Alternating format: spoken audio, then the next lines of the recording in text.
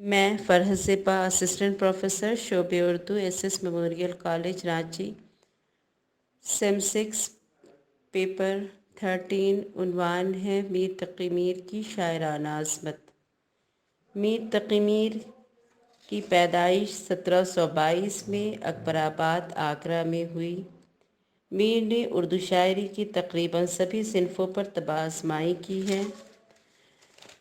ان کے اردو دیوان میں غزلوں کے علاوہ رباعی، مقمص، مسدس سبھی کے نمونے موجود ہیں۔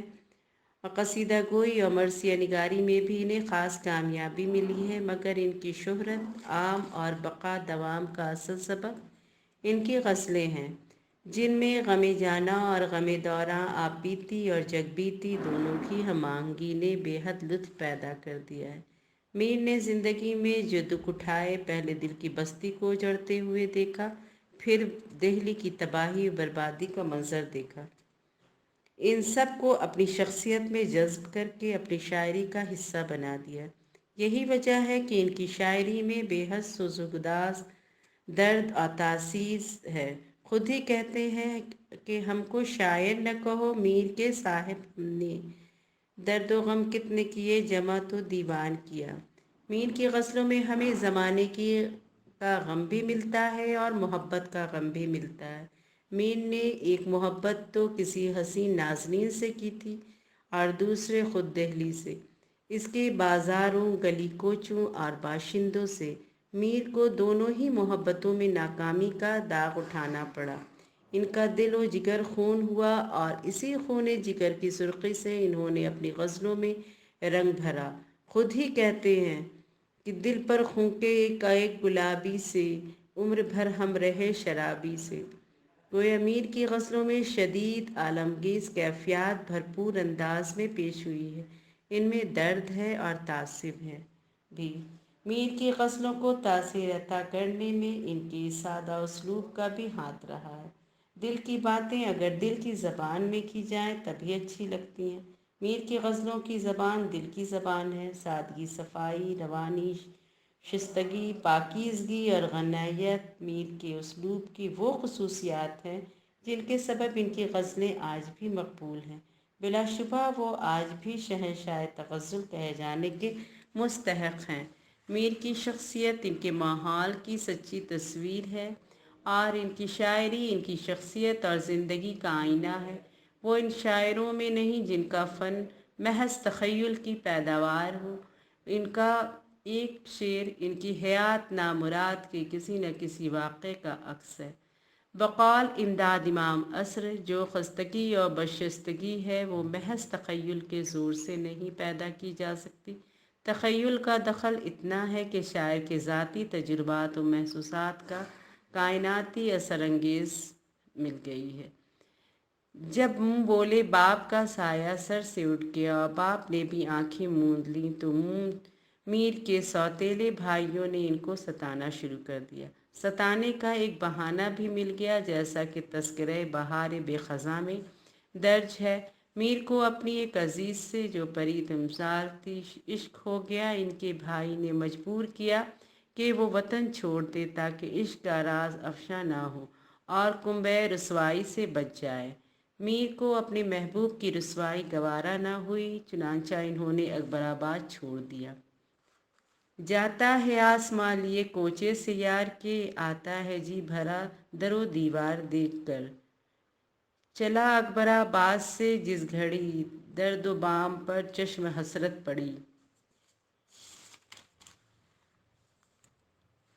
میر نے کی شاعری کا ایک مختصر مگر اہم حصہ صوفیانہ خیالات پر مشتمل ہے۔ یوں تو اس زمانے میں ہر شاعر کچھ نہ کچھ ایسے اشعار ضرور کہتا تھا جن کا تعلق تصوف سے ہوتا تھا، لیکن میر نے رواج، زمانہ اور محض شوق سے زیادہ اپنے مزاج سے مجبور ہو کر اس طرف رجوع کیا۔ ان کی صوفیانہ شاعری ان کی زندگی سے جدا نہیں۔ یاد دلانے کی ضرورت نہیں کہ میر کے والد ایک مشہور صوفی تھے۔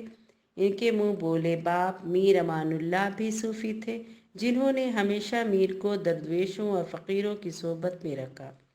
مندرج ذیل اشعار میں انہیں حضرات کے قرب خاص کے فیض کا احساس ہوتا ہے، جہاں جلوہ سے اس محبوب کے یکسر لبالب ہے۔ نظر پیدا کر عملے پھر تماشا دیکھ قدرت کا، خودی سے کوئی نہ کھینچے کیوں نہ کر نقصان، ہم تو قیدی ہیں تعین کی، خودی سے کوئی نکلے تو اسے ہو دے خدا حاصل۔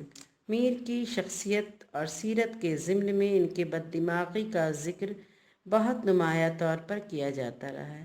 دراصل میر کی بد دماغی یا خودداری، جس کا تذکرہ جا بجا ان کے کلام میں بھی ملتا ہے، ان کی زندگی کی کشمکش، شائستگی اور سخت جانی کا نفسیاتی اظہار ہے۔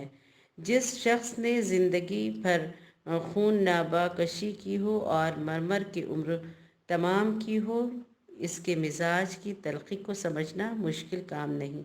وہ دنیا اور دنیا والوں سے جس قدر بھی برہم اور گشتہ ہو کم ہے۔ زمانے کی بے مہری، اپنوں کی بے مروتی اور محبت کی ناکامی نے ان کی فطرت کو ناقابل فہم کشاکش میں مبتلا کر دیا تھا۔ ان کے مزاج میں ایک زبردست کشمکش جاری تھی۔ وہ انہی طوفانی احساسات کے تلاطم میں ڈوبتے ابھرتے رہے۔ ایک طرف ان کے تخت الشعور کو دنیا میں اپنے کمال اور عظمت کا توانا احساس تھا، تو دوسری طرف شکست اور بے کسی کا احساس بھی ان کو مغلوب کیے جاتا تھا۔ ان کی شاعری میں کمتری کے احساس کا عام اور حقیر اشیاء اور معمولی صفات و حالات سے دلچسپی کی صورت بھی اظہار ہوا ہے۔ وہ برتری اور کمال کے احساس نے فقر اور تفاخر کی شکل اختیار کی ہے۔ چنانچہ کہتے ہیں، سارے عالم پر ہوں میں چھایا ہوا، مستند ہے میرا فرمایا ہوا۔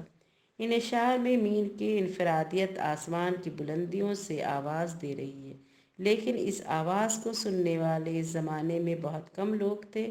میر کو شکایت ہی رہی، تجھے میر سمجھا ہے یا کم کسونے، فطرت کی گہرائیوں میں جاری جنگ کو نہ تو وہ خود سمجھ سکے اور نہ زمانہ سمجھ سکا۔